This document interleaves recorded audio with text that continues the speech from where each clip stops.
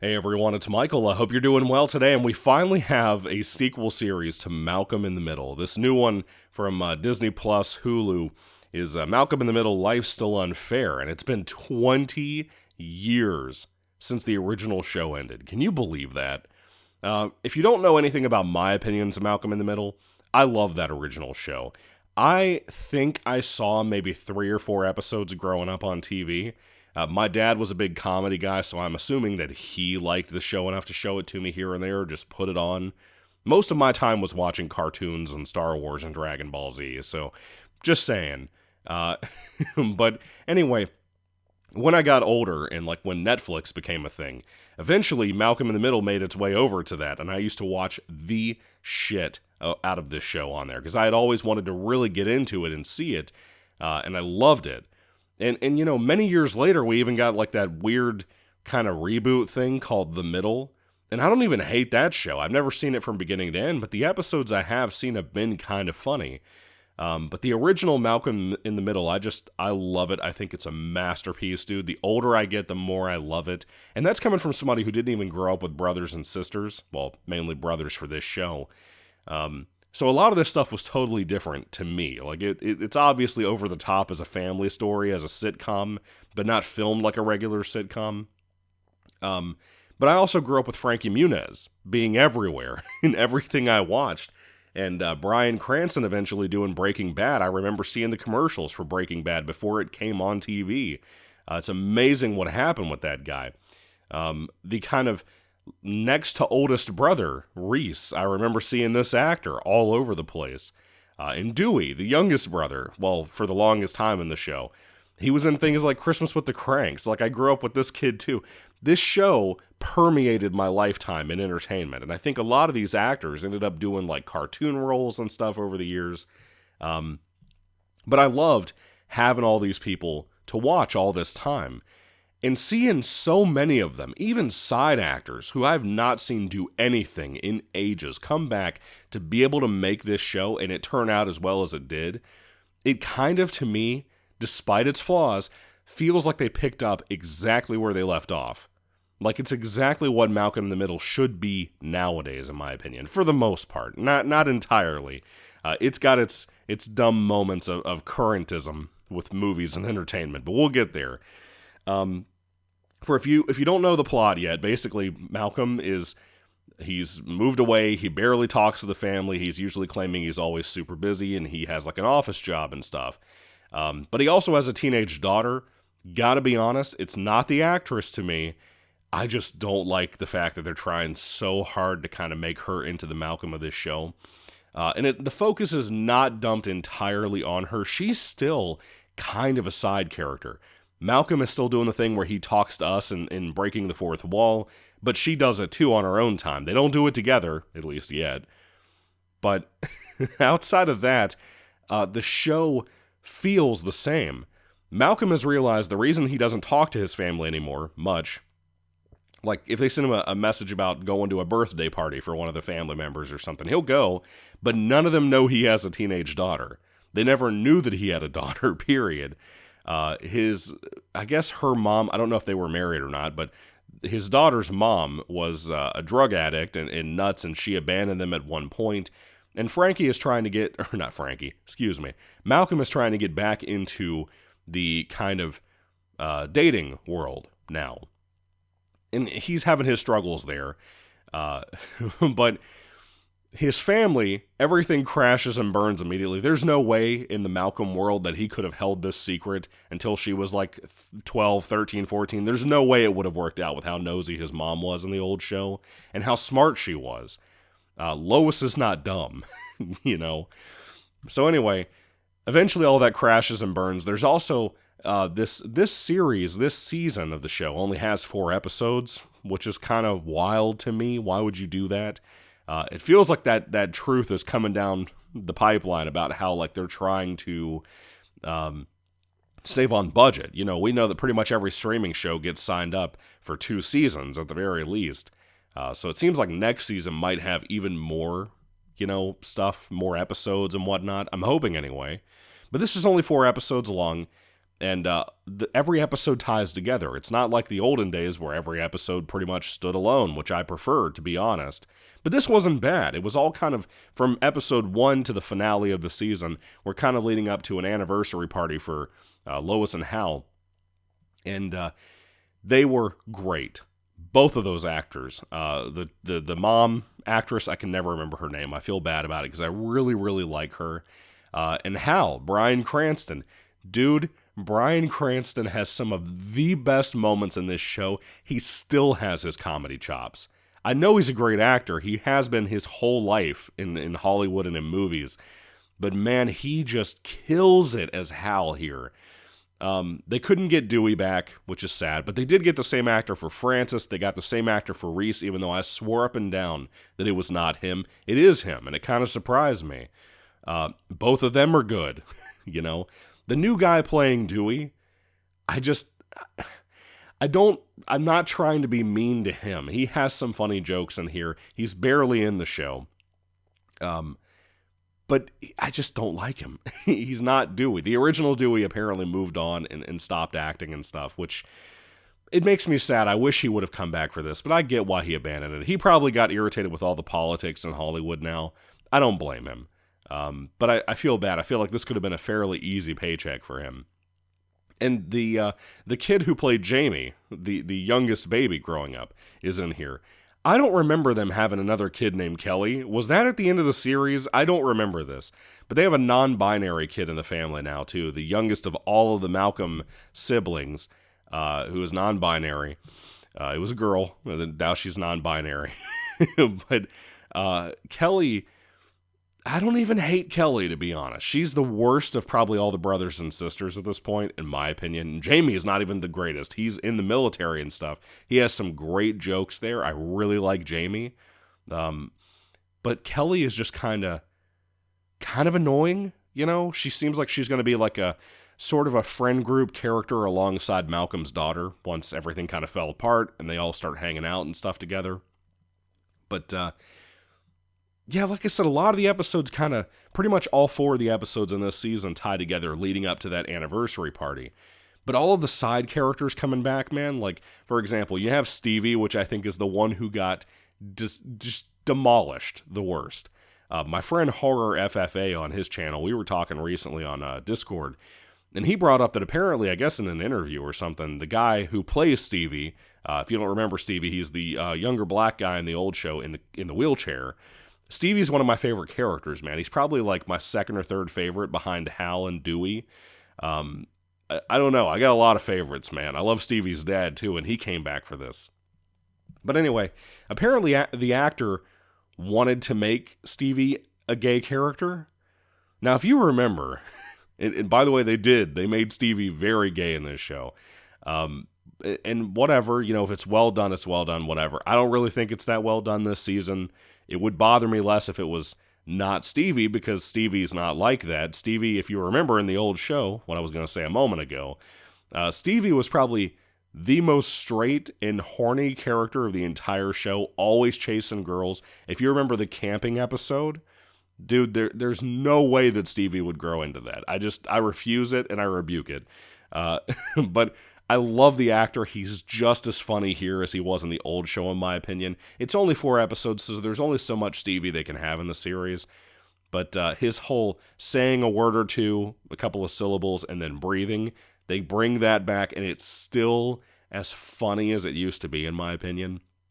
Even though Bryan Cranston got the best laughs from me, man. I laughed my ass off over him. Back in the day, Francis, the oldest brother that got sent off to boarding military school, he had a couple of friends.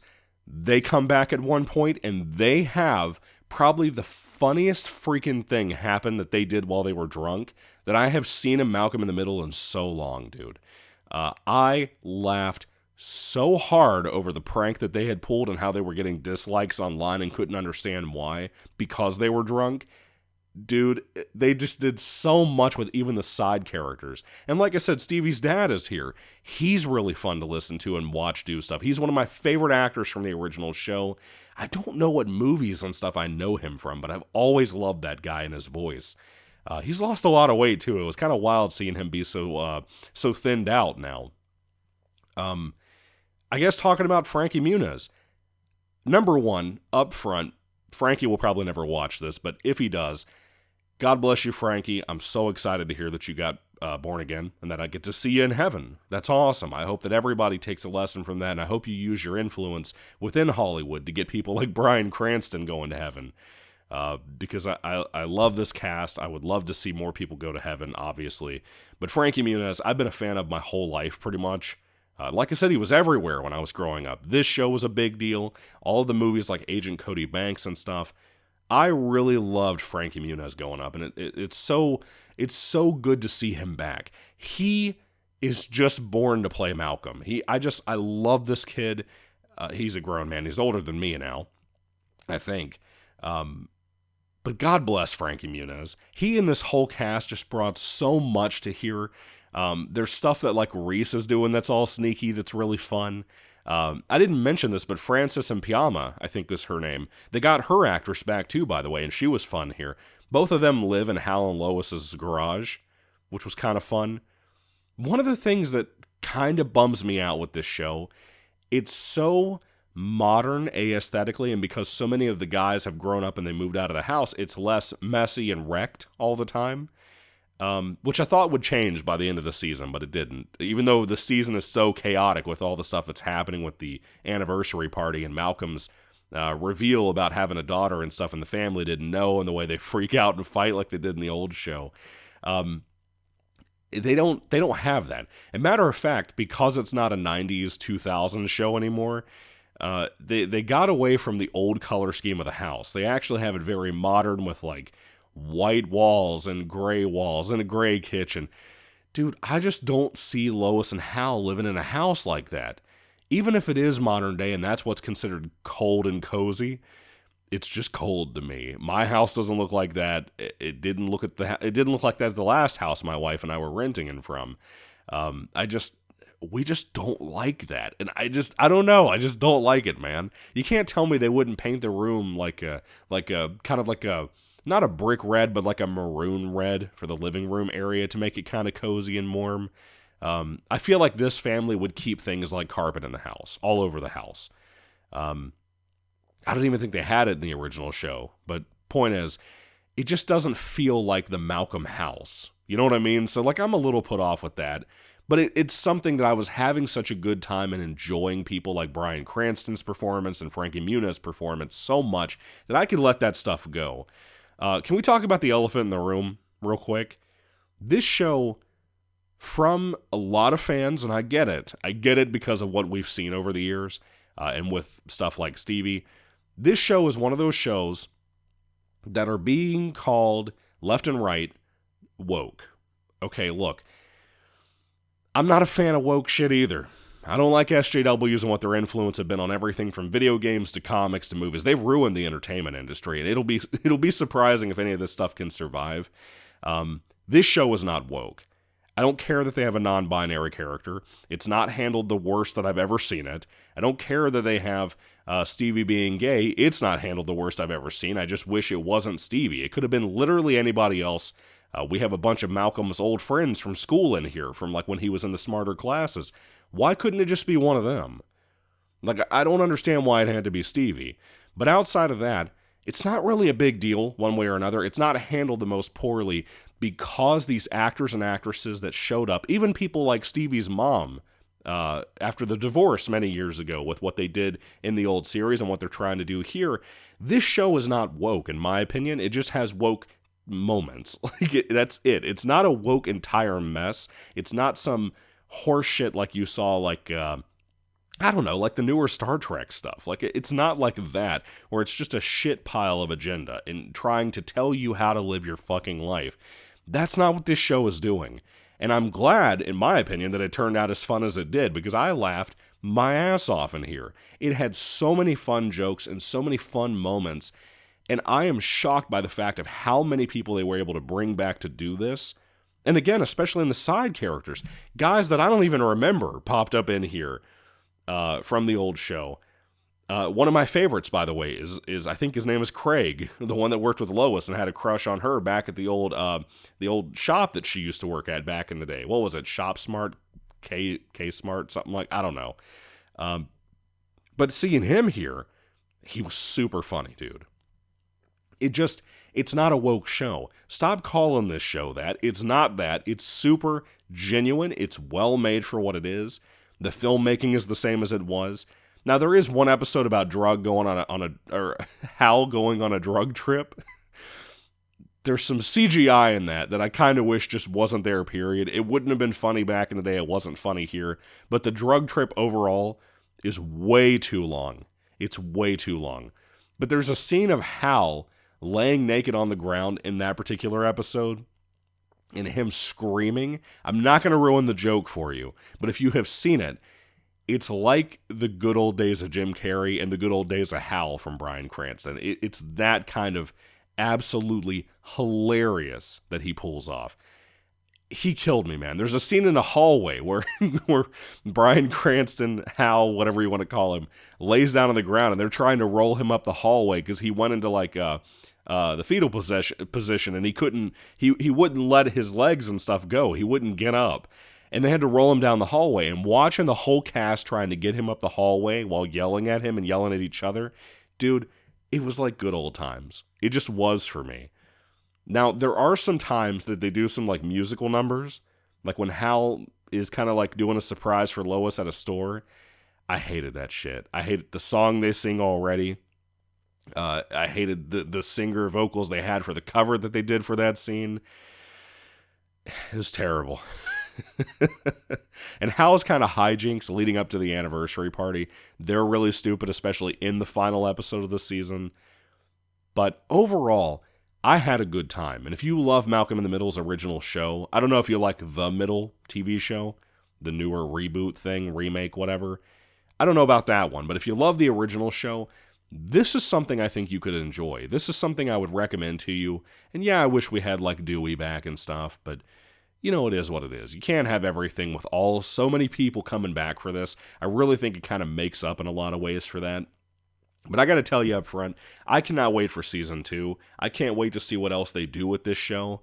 I don't think this is one of those things where it's just like 4 episodes and then like more episodes coming out weekly. I don't think it's like that here. I think, as far as I know, this is the full season. From what I can tell on IMDb, looking online.